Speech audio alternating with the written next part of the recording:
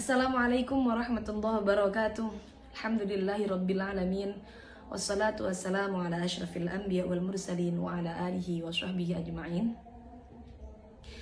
Langsung saja teman-teman, kami dari tim kitab JP3M ingin mengupas tentang bagaimana cara memakai mukena yang benar menurut dengan kaidah madhab Syafi'iyah. Dalam madhab Syafi'i, aurat perempuan dalam sholat adalah seluruh badan kecuali kedua telapak tangan dan wajah. Yang mana kita tahu bahwa wajah batasannya adalah dari arah menyamping seperti ini, dari mulai telinga satu ke telinga yang lain. Kemudian untuk atas dari mulai tumbuhnya rambut kepala sampai dagu. Ingat, dagu termasuk batas wajah. Dan ada satu kaidah dalam madhab Syafi'iyah, yaitu menyempurnakan perkara yang wajib maka hukumnya wajib.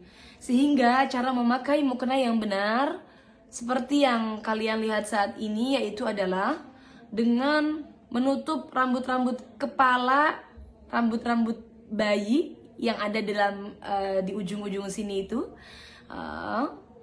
Kemudian dengan menutup dagu tidak terlihat, karena ini termasuk menyempurnakan perkara yang wajib.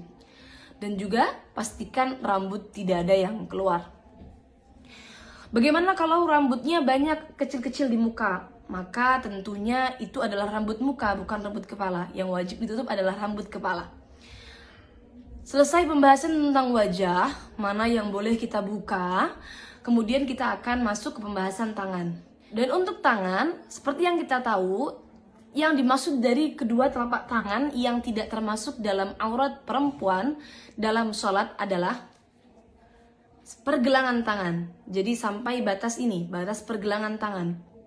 Yang tidak termasuk aurat adalah baik batin tangan ataupun punggung tangan. Ini semua tidak termasuk aurat. Tapi yang perlu panjenengan ingat, karena batasnya adalah di sini, pergelangan tangan, maka menutup sedikit bagian daripada pergelangan tangan hukumnya adalah wajib. Karena sesuai dengan kaidah yang tadi sudah kita bahas, yaitu adalah menyempurnakan perkara yang wajib, hukumnya adalah wajib. Sehingga teman-teman untuk menutup harus seperti ini. Nah, mohon maaf ini mukena saya agak seret. Nah, seperti ini. Menutup sedikit daripada pergelangan tangan. Ingat, punggung tangan dan juga telapak tangan ini bukan termasuk bagian dari aurat. Sehingga tidak masalah bila mana punggung tangan terbuka seperti ini. Ini bukan termasuk bagian daripada aurat dalam sholat wanita. Kemudian yang perlu kita bahas selanjutnya adalah benda yang digunakan untuk menutupi aurat atau baju yang digunakan untuk menutupi aurat. Yang digunakan untuk menutupi aurat adalah sesuatu yang bisa menutup warna kulit dalam majelis berbincang-bincang, dalam majelis takhotub. Maka bagaimana batasannya? Apakah nerawang atau tidak? Itu batasannya adalah bila dilihat dalam majelis berbincang-bincang, seperti mungkin dengan jarak saya berbincang dengan teman saya, seberapa urfnya, seberapa biasanya, kok terlihat warna kulitnya, maka berarti belum mencukupi. Tapi kalau tidak terlihat warna kulitnya, maka sudah bisa dikatakan mencukupi.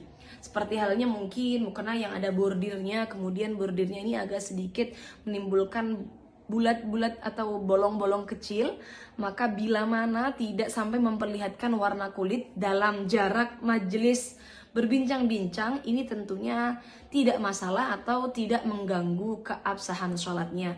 Dalam artian mukenanya tetap bisa dipakai untuk menutupi aurat dalam sholat. Kemudian yang perlu kita bahas lagi dalam hal menutup aurat dalam sholat adalah hal-hal yang sering terlewatkan.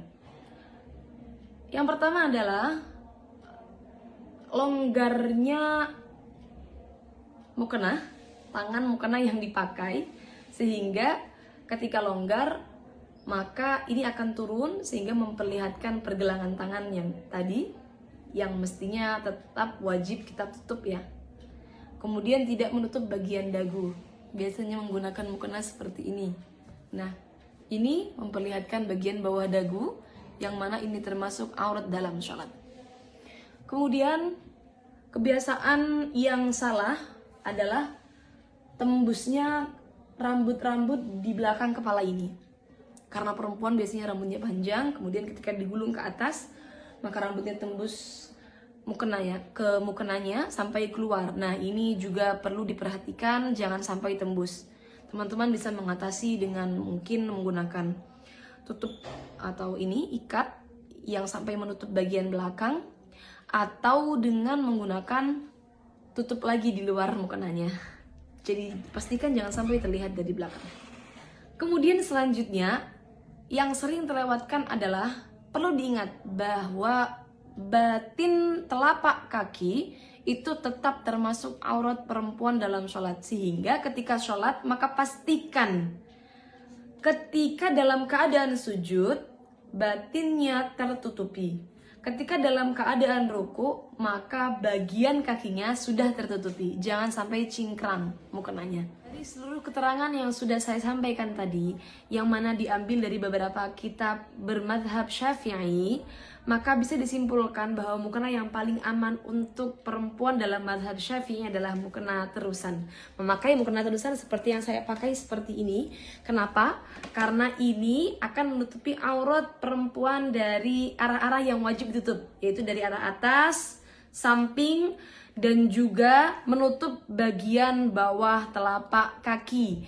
Karena telapak kaki termasuk dalam aurat wanita. Untuk teman-teman yang menggunakan mukena potongan, maka pastikan bagian leher tidak terlihat dari arah samping. Kenapa? Karena kekurangan dalam mukena potongan adalah ketika berdiri, ketika ruku, ketika mengangkat tangan, maka bagian lehernya tetap terlihat. Ini dari arah samping, bagian lehernya tetap terlihat. Walaupun toh sudah seperti ini. Kenapa? Karena pasti ada bagian-bagian longgar yang memperlihatkan bagian aurat lehernya. Kecuali bagian lehernya sudah tertutup sempurna, mungkin dengan menggunakan dalaman jilbab yang dimasukkan ke dalam pakaian. Sekian dari kami. Kurang lebihnya mohon maaf. Wassalamualaikum warahmatullahi wabarakatuh.